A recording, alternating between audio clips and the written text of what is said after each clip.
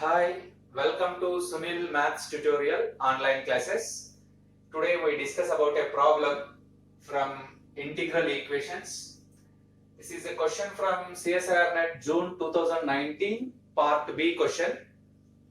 The problem is, if y is a solution of the integral equation y of x minus integral 0 to x minus t into y of t dt is equals to 1, then which of the following is true? Y is bounded but not periodic on capital R. Y is periodic in capital R. Integral over R y of x dx less than infinity. Integral over R dx by y of x is less than infinity. This is a question from part B. It carries 3 marks. And there is only one correct option. As there are different methods to solve this problem, but we use Laplace transforms. It gives very simple manner, it gives a solution. So in Laplace transforms, there is an integral known as convolution integral. Suppose f comma g are any two functions, then f star g is equals to integral 0 to t f of x g of t minus x dx. It is equals to, the variables can be changed, integral 0 to t g of y f of t minus y dy. This integral is known as convolution integral. This is taken from Laplace transforms. We can use Laplace transforms to solve this integral equation.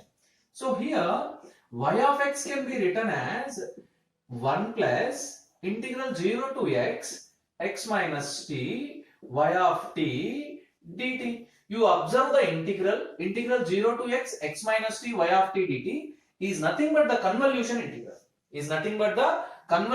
integral. Taking Laplace transform on both sides we get. Laplace transform of y of x is equals to Laplace transform of 1 plus Laplace transform of integral 0 to x minus t y of t dt. Yes, which implies, let us write simply L of y is equals to L of 1. L of 1 can be written as 1 by s plus Laplace transform of convolution integral is nothing but Laplace transform of f into Laplace transform of g. Laplace transform of this integral, convolution integral, can be written as Laplace transform of f into Laplace transform of g. So if you write here, it is x minus t is a function and y of t is another function. You can write this is a function in x. Here over x means it is a parameter, variable is t. Therefore, this can be written as Laplace transform of x into Laplace transform of y. Here y is also a function of in the variable x, because of upper limit is x. Y is also a function in the variable x. So now you write L of y is equals to 1 by s plus L of x. L of x is equals to 1 by s square into L of y. By shifting this term to left side and making L of y common, you get 1 minus 1 by s square into L of y is equals to 1 by s, which implies s square minus 1. S square minus 1 by s into L of y is equals to 1 by s. Let us shift this term to right side, which implies L of y is equals to 1 by s into s by s square minus 1. S by s square minus 1. Let us continue the problem. As this gives us L of y, which implies as L of y is equals to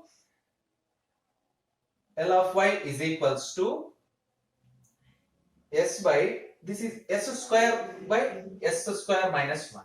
So you get simply s by s square minus 1. We need y. Y is equals to L inverse of s by s square minus 1. This is very simple. Cos hx. Direct formula, L inverse of s by s square minus 1 is equals to cos hx. Therefore, y of x is equals to cos hx. y of x is equals to cos hx. What is mean by cos hx? E power x plus e power minus x by 2. What is the graph of cos hx? What is the graph of cos hx? It means clearly it is unbounded. Clearly it is unbounded.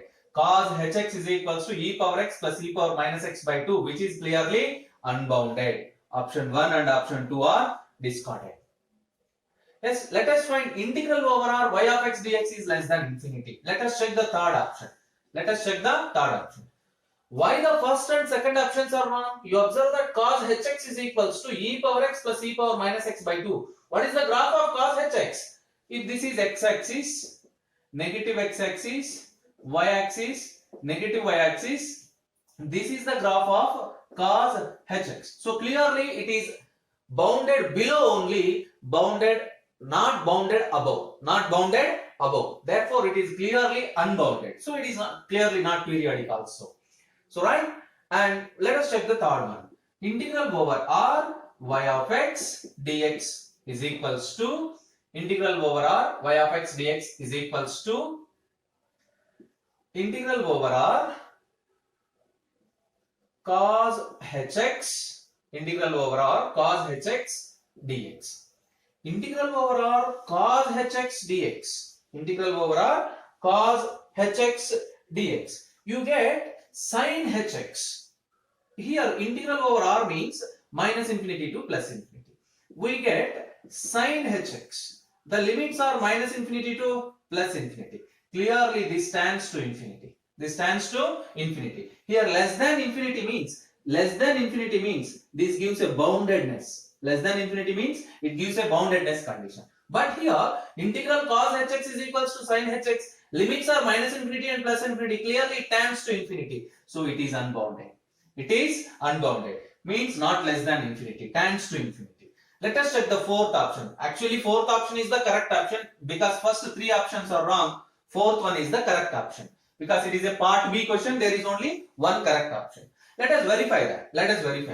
Integral over r dx by y of x is equals to integral minus infinity to 1 infinity 1 by y of x 1 by cos hx secant hx dx. What is secant hx? What is secant hx? Tan inverse of sin x. Tan inverse of sin x. Tan inverse of sin hx plus integral constant c. What are the limits? Minus infinity to plus infinity. You observe that in case of minus infinity you get minus pi by 2. In case of plus infinity you get pi by 2. In case of minus infinity you get minus of minus plus pi by 2. You get plus c. A finite quantity. A finite quantity. We need the same thing. Less than infinity means it is a finite quantity. Every finite quantity is again bounded. So fourth option is the correct option. Observe that integral secant hx tan inverse of sin hx. So clearly this is a bounded value, means a finite value. Every finite value is bounded. Observe that by applying Laplace transform convolution integral, this integral equation becomes very simple and easy.